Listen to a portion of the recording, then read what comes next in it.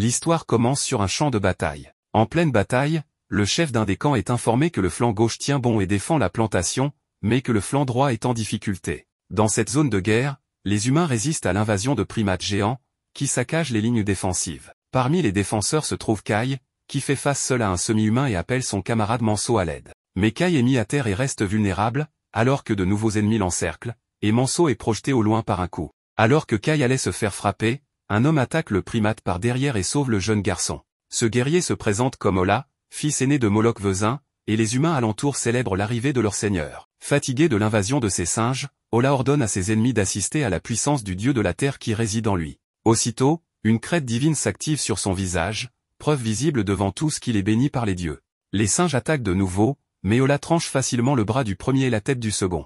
Dans leur propre langue, l'un des primates ordonne aux autres de se replier, et s'avance seul pour affronter le guerrier béni. Ce singe est différent, lui aussi possède une crête divine qui brille sur son visage, ce qui théoriquement rend le combat équilibré. Confiant, le semi-humain charge avec toute sa rage, mais la vitesse d'Ola est inégalée. Usant de son agilité, Ola esquive un coup violent et inflige une entaille profonde à son adversaire, mettant fin au combat bien plus vite que prévu. Ainsi, les habitants du village de Lag lèvent leur drapeau et célèbrent la victoire, tandis que les singes survivants fuient après la mort de leur chef. Devant le chaos laissé sur le champ de bataille, Manso dit à Kai qu'ils ont survécu un jour de plus. Pendant ce temps, Ola extrait la pierre divine du chef ennemi pour s'en nourrir, puis ordonne à ses alliés de faire de même avec les autres primates morts. En consommant cette substance, le seigneur est entouré d'une aura rougeâtre. Manso casse une pierre divine et la partage avec ses camarades. Avant d'en manger, il remercie Mère Nature et l'esprit du dieu de la terre, transmis par leurs ancêtres. En ingérant la pierre, les soldats sentent leur énergie spirituelle augmenter. Car manger la moelle d'une pierre divine renforce l'énergie spirituelle et rend plus fort. Kai veut en prendre davantage, mais Manso l'avertit que ce n'est pas possible, ils ne sont que de simples soldats. Un guerrier annonce alors au seigneur que les autres pierres seront livrées au château. Un vieux combattant, Maître Basco, dit à Manso et Kai que la plupart de ces pierres doivent être réservées aux porteurs de bénédiction, comme le seigneur Ola, car la stabilité est assurée en rendant l'effort encore plus puissant, ainsi fonctionne ce monde. Kai, réalisant cela, se lamente que des soldats comme lui doivent devenir plus forts sans l'aide de ses ressources. Plus tard, lors d'un festin au village, le chef annonce que les terres humaines dans des régions reculées sont attaquées depuis longtemps par les semi-humains. Mais Lag a été protégé grâce aux efforts de ses braves guerriers, et il est fier d'eux tous. Fatigué des discours, Manso veut juste manger, et heureusement, Moloch conclut vite avec une prière de remerciement à Mère Nature. Ravi, Manso se jette sur la nourriture, mais a du mal à mordre dans une partie particulièrement coriace du repas. À côté, un autre soldat rêve de manger autant que ses camarades, mais un compagnon lui dit qu'il doit simplement travailler plus dur. Kai remarque à quel point Manso est chanceux d'avoir plus à manger que lui, et son ami lui répond qu'il n'est pas chef d'escouade pour rien. Sur ces mots, Kai jure de s'entraîner jusqu'à l'épuisement pour devenir plus fort, et ainsi mériter une nourriture digne de ce nom. Et il tient sa promesse, le jeune guerrier s'entraîne au maniement de la lance en pleine nuit. Mais il finit par tomber sur le dos après avoir manqué une marche. Clairement, la maigre nourriture qu'il reçoit n'est pas suffisante. Furieux, le garçon hurle qu'il veut une boulette de riz. C'est à ce moment précis que Manso arrive et lui demande ce qu'est ce truc, une boulette de riz. L'ami explique que ça lui est juste venu à l'esprit et, même s'il ne sait pas ce que c'est, il est certain que ça doit être bon. Manso répond que le gamin déraille parfois complètement, ce que Kai reconnaît lui-même sans trop savoir pourquoi. Finalement, Kai demande à son pote de regarder les tombes du village, celles des gens ayant une famille, puis celles de gens comme lui, sans parents ni frères ni sœurs. Ce ne sont que des brindilles et des pierres recouvertes de lierre, car personne n'est là pour pleurer leur mort. C'est pourquoi le garçon pense qu'il est condamné à être oublié. Honnêtement, il a l'impression de n'avoir jamais vécu dans ce village dès le départ. Cela crée en lui un besoin de refuser cette réalité, et c'est pour cela qu'il veut devenir aussi fort que possible, pour survivre. Pour que cela se réalise, il doit manger la maigre nourriture disponible et s'entraîner plus dur que quiconque. Mais ce n'est pas suffisant pour survivre. Kai a besoin de quelque chose pour l'aider à gagner des batailles, une compétence qui pourrait élever son statut à un tout autre niveau. Écoutant chaque mot, Manso renforce sa conviction que ce gamin vit dans un monde de fantaisie. Pendant ce temps, Ola est en pleine discussion avec sa sœur, José. Selon le guerrier béni, leur père n'attend pas d'elle qu'elle fasse comme lui, car les femmes de la maison du baron n'ont pas besoin d'apprendre à se battre. En disant cela, Ola prend le bâton des mains de sa sœur et s'éloigne, tandis que José déplore qu'elle aurait pu aider le village si elle avait été un homme. Retour au jeune soldat, qui s'entraîne avec le chef d'escouade. Ce dernier lui dit clairement qu'il ne gagnera aucune bataille s'il continue de reculer. À un moment, Kai est touché et retombe sur le dos. Mais au lieu de heurter le sol, son corps plonge dans une mer fantastique couverte de braises. Soudain, une réaction électrique charge son corps flottant jusqu'à une ville moderne dans un autre monde, tandis qu'une étrange énergie se génère dans sa main. Kai se réveille à cet instant précis, convaincu d'avoir été victime d'une sorte de magie. Manso pense qu'il a encore reçu un coup sur la tête qui lui a fait perdre la boule, et s'excuse. Mais Kai se relève avec une étrange confiance et un sourire au visage. Seul avec ses pensées, il réfléchit, une fois de plus, il a été confronté à des souvenirs de choses qu'il n'a jamais vécues. Parfois, il voit des souvenirs inconnus, des scènes dont il n'a jamais entendu parler. Et à ce qu'il paraît, certaines personnes sont comme ça. Mais il ne peut pas dire à qui que ce soit qu'il vit ça lui aussi, même pas à Manso. En réalité, ce sont ses souvenirs qui ont fait découvrir les boulettes de riz à Kai. Pourtant, ses visions n'ont rien changé à sa vie. Même si c'est de la magie ou quelque chose dans le genre. En vérité, Kai n'a jamais vu de magie de sa vie, car cela n'existe que dans les contes de fées. Mais pour une raison ou une autre, ces choses continuent d'apparaître dans ses étranges visions. Et si, par hasard, il pouvait utiliser des sorts en combat, ce ne serait pas une mauvaise chose. Plus tard dans la nuit, Moloch Vezin reçoit un message par l'un des aigles dressés du village. En rentrant chez lui, il discute avec Ola d'une horde d'or apparue dans la forêt à l'ouest, ce qui signifie que la prochaine bataille se déroulera près de Banya. La cérémonie d'alliance étant prévue dans quelques jours, le village de Lac doit s'y rendre rapidement. Hier, c'étaient les singes. Et maintenant, les ors sont prêts à leur casser la tête à nouveau. Moloch se désole que les soldats n'aient même pas le temps de se reposer. Mais son fils lui rappelle que c'est le devoir d'un soldat de marcher et de verser son sang pour défendre ses terres, sans poser de questions. Malgré tout, le chef réplique que tous les villageois sont les enfants de Moloch. Ne parvenant pas à dormir, Kai évoque l'absurdité de produire des flammes avec sa main. Dans le lit voisin, Manso lui demande ce qu'il est encore en train d'inventer, et Kai explique qu'il pensait à quelque chose comme un rêve éveillé. Manso répond que ce n'est peut-être pas un rêve. Un jour, un moine voyageur aurait fait la même chose, sans signe de feu, dans un endroit complètement plongé dans l'obscurité. Il leva le doigt et invoqua des flammes comme s'il s'agissait de lumière. Kai est impressionné par cela et demande si c'est vraiment vrai. Son ami lui répond que ce n'est qu'une histoire qu'il a entendue un jour. Le lendemain, le jeune rêveur quitte le dortoir tôt le matin et repense à ce qu'il a entendu avant de s'endormir. Peut-être, pour une raison inconnue, pourrait-il lui aussi faire jaillir du feu de ses doigts, à condition que cette histoire de magie soit réelle. D'après ce qu'il sait, cette chose fonctionne grâce à une puissance mystérieuse présente dans le monde. Et justement, le monde dans lequel vit Kai est aussi composé de cette énergie mystérieuse. Chaque personne possède une énergie spirituelle qui augmente lorsqu'on consomme des pierres divines. Si l'on parvient à en accumuler une bonne quantité, il se pourrait que le garçon découvre quelque chose d'exceptionnel. Pour tester sa théorie, Kai se rend d'abord à la plantation derrière le dortoir et essaie d'invoquer du feu avec son doigt à l'aide d'un mot de commande. Mais rien ne se passe.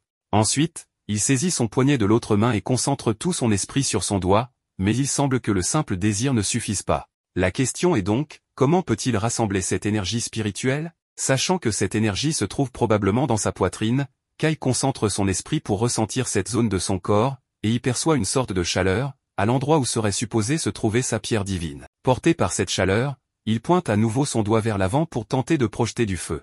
Mais avec toute cette concentration, il est plus facile de tomber sur les fesses. Pendant ce temps, une légion d'orques marche vers l'ouest, laissant derrière elle une traînée de cadavres humains, jusqu'à atteindre les environs de Lag. Sans tarder, Maître Basco apprend par un message du baron de Banya que l'espèce ennemie observe leurs mouvements depuis la forêt. Dans une opération conjointe, des soldats des deux villages s'unissent pour enquêter dans les bois. Et lorsqu'ils aperçoivent les ors rôdants, un groupe d'éclaireurs humains les prend en chasse. Kai et Manso font partie du bataillon. Manso transperce la poitrine de la première cible et la met au sol. Kai tente de garder son équilibre au milieu du combat, mais il est heurté par un camarade de Bana qui est projeté sur lui. L'orque responsable s'approche lentement de sa prochaine victime, piégé sous le soldat mort, incapable de se dégager. Mais au moment où il allait être tué, Kai est sauvé par une pluie de flèches qui s'abattent sur le monstre. Furieux, Manso ordonne à Kai d'arrêter de faire l'idiot, tandis que le jeune combattant ressent une vive douleur à la jambe. Pendant ce temps, Ola surgit à travers les arbres de la forêt et enfonce la tête d'un orque dans le sol, sans même avoir besoin de son arme.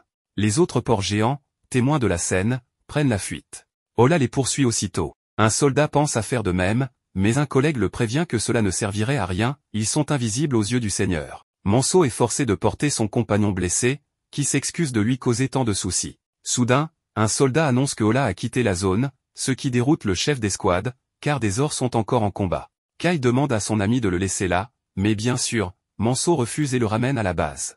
Maître Basco ordonne alors aux escouades restantes de se disperser et de courir, pour empêcher les ors de tous les poursuivre. Malheureusement pour les deux jeunes, un orque les suit lentement, pour s'amuser, sachant qu'ils finiront par mourir. Conscient de cela, Kai supplie Manso de partir sans lui, affirmant qu'il aurait fait pareil si la situation avait été inversée. Attristé par cette dure réalité, l'allié lui promet d'arracher les lianes qui pousseront sur sa tombe, puis s'enfuit. Finalement, Manso ayant pris la fuite, Kai retourne dans l'œil de la tempête, là où ses camarades fuient et meurent sous les coups de semi-humains ennemis.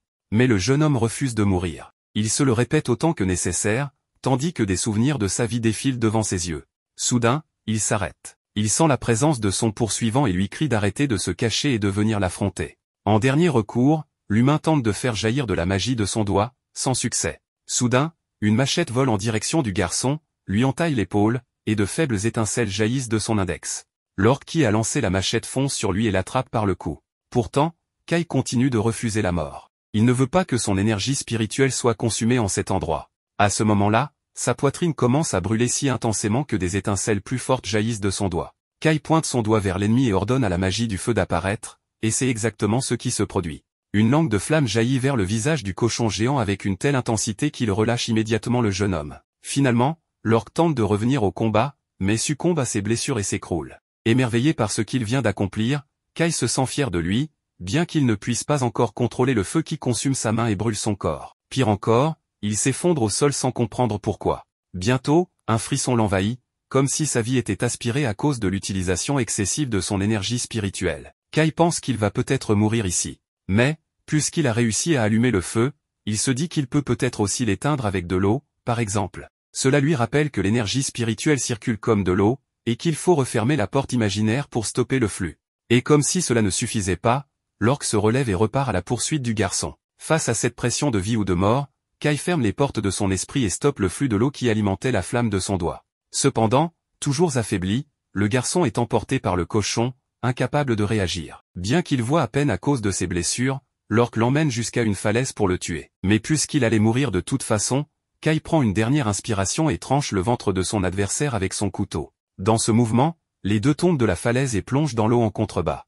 Malgré la chute, le protagoniste est encore en vie. L'ogre, lui, est bel et bien mort. Bon, c'est un peu glauque, mais le héros boit littéralement un peu de son cœur. Le protagoniste parvient à récupérer de l'énergie, mais malheureusement, sa blessure continue de saigner. Kai sait que c'est la fin pour lui, qu'il n'y a pas d'échappatoire, même s'il refuse encore de mourir. Au moins, il est reconnaissant que l'endroit où il se trouve est une belle vue. Pendant la nuit, un homme demande à Manso ce qu'il fait ici, et surtout, où est le nouveau qui l'accompagne toujours. En voyant l'expression de Manso, l'homme comprend que quelque chose ne va pas. Manso lui demande d'être fort et d'oublier, car c'est ce qui arrive souvent dans ce genre de vie. De retour avec Kai, il ne comprend pas pourquoi il est encore en vie. Sa blessure était grave et rien ne la faisait cicatriser. Pourtant, elle est maintenant complètement guérie. Il se demande si cela vient de la pierre divine qu'il a bu, mais une simple nuit de sommeil ne devrait pas suffire à guérir une telle blessure. Il trouve cet endroit étrange, une sorte de nostalgie le prend sans qu'il sache pourquoi. En retirant un peu d'herbe, il découvre quelque chose gravé dans la pierre. Pour mieux voir, il utilise sa magie de feu, et ce qu'il découvre le dépasse. Imagine revenir miraculeusement à la vie, pour mourir accidentellement quelques minutes plus tard. Heureusement, il survit. Mais il remarque alors des marques sur son visage qu'il ne connaissait pas. Il s'agit de la marque divine d'un gardien porteur. Même si la marque disparaît peu après, Kai veut savoir ce qui est inscrit sur cette pierre. Mais après analyse, il se rend compte qu'il ne comprend rien du tout, alors il s'enfuit en se demandant pourquoi il est porteur d'une marque divine, alors qu'il ne devrait même pas être capable d'en avoir une. Pour l'instant, il décide de retourner auprès des autres. Mais pendant l'ascension, il abîme facilement les pierres, car sa marque divine lui donne une force démesurée. Une voix surgit soudain et lui dit « Pars ». Il se met alors à grimper à toute vitesse, escaladant la colline en quelques secondes. Même lui n'en revient pas. Ce pouvoir est incroyable, peut-être même meilleur que la magie qu'il a utilisée contre l'ogre. Kai se demande s'il s'agit réellement du pouvoir d'un dieu. Il a entendu dire que les dieux de la terre accordaient leur pouvoir aux humains. Si c'est vrai, à quel moment l'a-t-il reçu? Peut-être pendant son sommeil? Ce qui compte pour lui maintenant, c'est qu'il va probablement mieux manger. Enfin, une nouvelle inquiétude le traverse, est-il possible qu'il ne soit pas un gardien, malgré sa marque divine?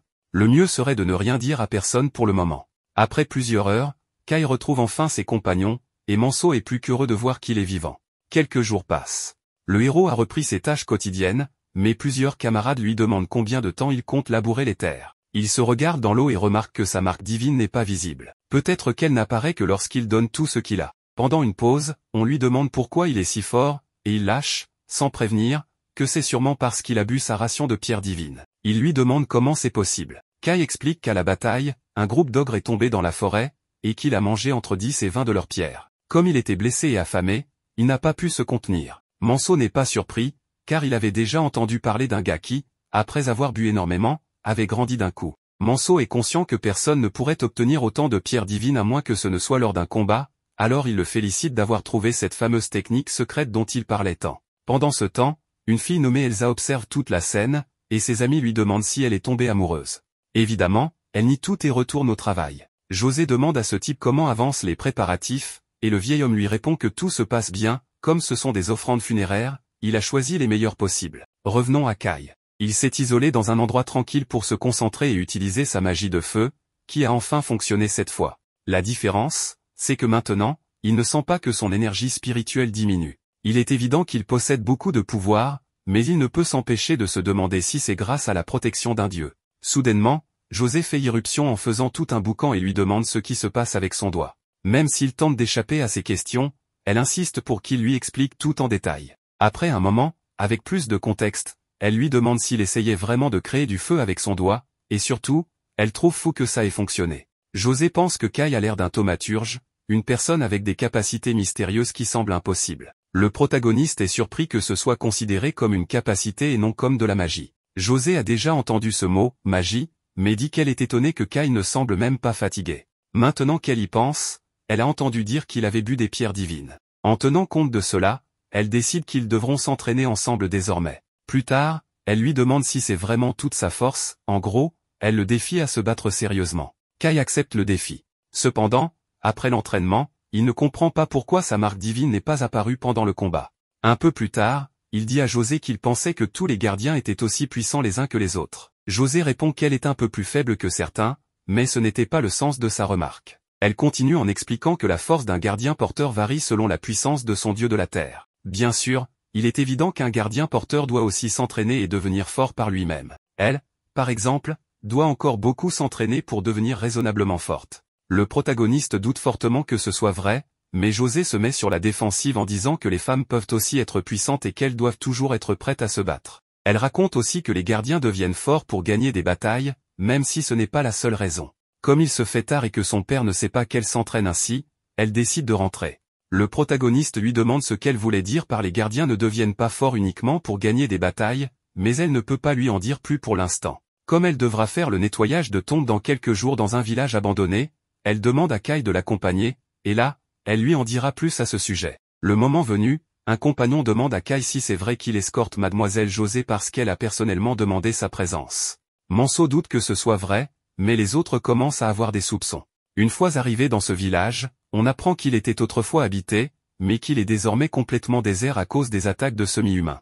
Il n'y a plus de terre fertile ni de vie. Ce type dit au protagoniste que la grâce du dieu de la terre a diminué et n'atteint plus cette région, ce qui est très grave, car c'est cette grâce qui permet aux cultures de pousser. José arrive pour informer son serviteur qu'il va explorer le village, et que le héros l'accompagnera. Après avoir marché un moment, ils arrivent à un endroit où José commence à prier pour que la grâce du dieu de la terre s'accumule. Seuls les gardiens liés à ce dieu peuvent faire cela. Le protagoniste n'en savait rien, alors elle lui explique que ce dieu s'est affaibli ici parce que ce village, nommé Eda, est inhabité. Il se trouve que José est aussi la gardienne de ce village, et donc elle aussi est affaiblie. La seule chose qu'elle peut encore faire pour le moment, c'est maintenir ce petit jardin en vie. La différence est énorme, car dans le village de Lag, les récoltes sont excellentes grâce à leur seigneur, qui est très puissant. Cet homme ne néglige jamais ses entraînements pour rester au meilleur de sa forme. José ajoute qu'il mange beaucoup de pierres divines, justement pour cela. Plus les gardiens de la terre sont puissants, plus ils reçoivent la faveur de leur dieu. C'est ainsi que le village prospère, que les gens mangent mieux, et que le dieu de la terre devient lui-même plus fort. Le protagoniste comprend alors ce qu'on voulait dire quand on lui expliquait que les gens ne devenaient pas plus forts uniquement pour gagner des combats. Pendant ce temps, des serviteurs inspectent l'intérieur du lieu et confirment que tout semble en ordre. Le groupe 1 devra monter la garde, pendant que les autres descendront avec José. Un peu plus tard, on voit une pierre, apparemment la tombe du dieu de ce lieu. Le protagoniste remarque que c'est la même écriture que celle qu'il avait vue sur la pierre de la vallée où il a failli mourir. Il se demande si ces deux pierres sont liées. Mais en la touchant, il commence à lire « Moi, Edaren, suis ton serviteur. Je sers le dieu Lagdalatuka ». Kai ne comprend pas pourquoi il peut lire ces mots juste en touchant la pierre. Et de l'autre côté, c'est la même chose, bien qu'il y ait des mots aléatoires. José lui demande ce qu'il se passe, mais en la regardant de plus près, il devient tout à coup nerveux. Pendant ce temps, à l'extérieur, des visiteurs inattendus approchent. La fille confie à Kai qu'elle espère un jour pouvoir reconstruire ce village. Elle a reçu la protection de Eda, le dieu de cette terre, et se sent donc responsable de cet endroit. Elle promet de devenir plus forte pour redonner vie au village et pouvoir y faire pousser toutes sortes de cultures, de fleurs, et plus encore. Son souhait est que de nombreuses personnes puissent vivre ici en paix. Les autres l'ont entendu et sont prêts à l'aider du mieux qu'ils peuvent. Kai comprend maintenant que les gardiens ont des responsabilités envers leur dieu, leur terre, leur village, leur peuple, mais lui, il ne sait toujours pas quelles sont ses responsabilités. Il ignore quelle est sa terre, ou qui est son dieu. Mais ce questionnement devra attendre, car on vient de les prévenir que les macaques attaquent. José veut se battre, mais on le lui interdit, elle est trop importante et sa priorité est de revenir saine et sauve. Cependant, sur le chemin du retour, elle tombe sur un énorme macaque qui a piétiné les rares fleurs du jardin. Là, José est vraiment furieuse. Et même lorsqu'un autre macaque apparaît, sa détermination ne faiblit pas. Elle active donc sa marque divine et se prépare à combattre. Mais comme elle n'a pas d'expérience en vrai combat, c'est le protagoniste qui intervient pour la sauver. Et non, il ne se contente pas d'en vaincre un seul, il en terrasse plusieurs très puissants. Le problème, c'est que José a remarqué la marque divine du héros, et cela la laisse complètement sous le choc. Après les événements, Ola réprimande José, trouvant absurde qu'elle soit restée paralysée devant l'ennemi alors qu'elle n'aurait même pas dû se trouver là. Il insiste sur le fait que les femmes ne devraient pas apprendre à se battre. José lui répond que si, les femmes en sont capables, mais Vessin estime que ce qui compte, c'est qu'elles soient saines et sauves. Il leur conseille aussi de rester sur leur garde car un inspecteur de la région centrale va bientôt arriver. Ola comprend et part informer ses soldats. José présente ses excuses à son père, mais ce dernier s'intéresse surtout au protagoniste, car il a réussi à vaincre plusieurs macaques sans aucune aide. En réalité, ses amis se moquent déjà de lui, car tout le village d'Eda sait qu'il a été un héros. Même s'il essaie de nier, tout le monde est au courant, et on le taquine sur sa relation supposée avec mademoiselle José. Les filles du coin n'en reviennent pas du vacarme que font tous ces garçons, mais elles estiment que le seul garçon prometteur par sa force est actuellement Kai. Elles ont toutes deux remarqué qu'Elsa semble un peu attirée par lui et lui conseille donc de marquer son territoire avant qu'on ne lui vole. La pauvre Elsa ne sait plus comment se débarrasser d'elle. José vient voir le protagoniste pour discuter un peu,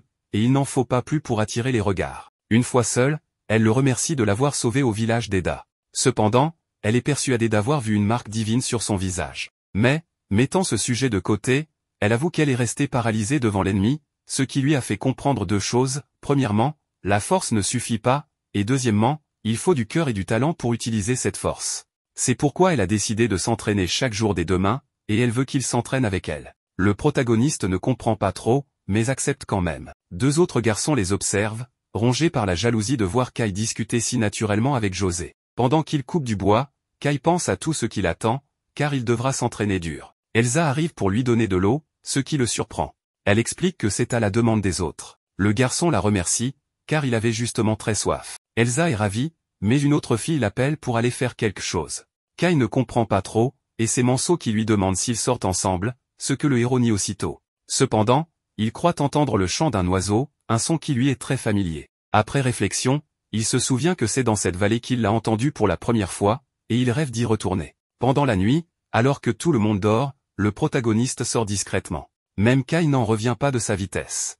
Il est tellement heureux qu'il se laisse tomber dans l'eau en regardant le ciel. Juste à ce moment-là, l'oiseau chanteur réapparaît, ce qui est étrange, car voir un oiseau la nuit, c'est rare. Kai décide de suivre l'oiseau, ce qui le mène jusqu'à des runes, qu'il est malheureusement incapable de lire. Il demande à l'oiseau s'il a survécu grâce à sa bénédiction, car si c'est le cas, il veut le remercier. Il décide alors de nettoyer toute la pierre comme geste de reconnaissance, puis repart. Cependant, il remarque quelque chose d'étrange, malgré l'obscurité totale, il voit tout parfaitement. Il se demande si cela aussi fait partie de la bénédiction.